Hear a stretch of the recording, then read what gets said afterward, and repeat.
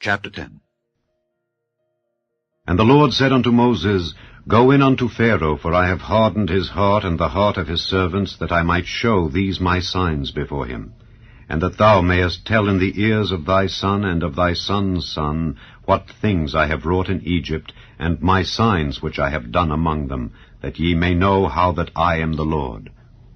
And Moses and Aaron came in unto Pharaoh, and said unto him, Thus saith the Lord God of the Hebrews, How long wilt thou refuse to humble thyself before me? Let my people go, that they may serve me. Else, if thou refuse to let my people go, behold, tomorrow will I bring the locusts into thy coast, and they shall cover the face of the earth, that one cannot be able to see the earth. And they shall eat the residue of that which is escaped, which remaineth unto you from the hail, and shall eat every tree which groweth for you out of the field. And they shall fill thy houses, and the houses of all thy servants, and the houses of all the Egyptians, which neither thy fathers nor thy fathers' fathers have seen since the day that they were upon the earth unto this day. And he turned himself and went out from Pharaoh. And Pharaoh's servants said unto him, How long shall this man be a snare unto us? Let the men go, that they may serve the Lord their God. Knowest thou not yet that Egypt is destroyed? And Moses and Aaron were brought again unto Pharaoh, and he said unto them, Go, serve the Lord your God. But who are they that shall go?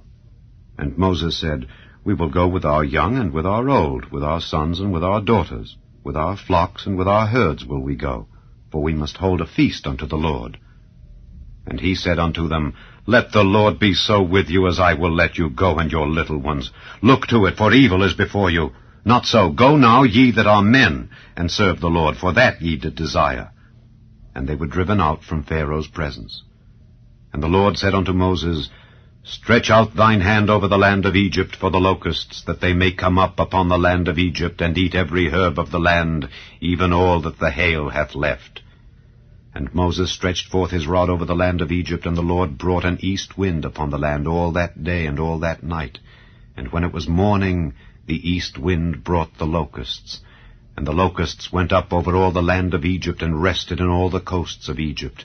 Very grievous were they. Before them there were no such locusts as they, neither after them shall be such. For they covered the face of the whole earth, so that the land was darkened. And they did eat every herb of the land, and all the fruit of the trees which the hail had left. And there remained not any green thing in the trees or in the herbs of the field through all the land of Egypt. Then Pharaoh called for Moses and Aaron in haste, and he said, I have sinned against the Lord your God and against you. Now therefore forgive, I pray thee, my sin only this once, and entreat the Lord your God that he may take away from me this death only. And he went out from Pharaoh and entreated the Lord. And the Lord turned a mighty strong west wind, which took away the locusts and cast them into the Red Sea. There remained not one locust in all the coasts of Egypt. But the Lord hardened Pharaoh's heart, so that he would not let the children of Israel go.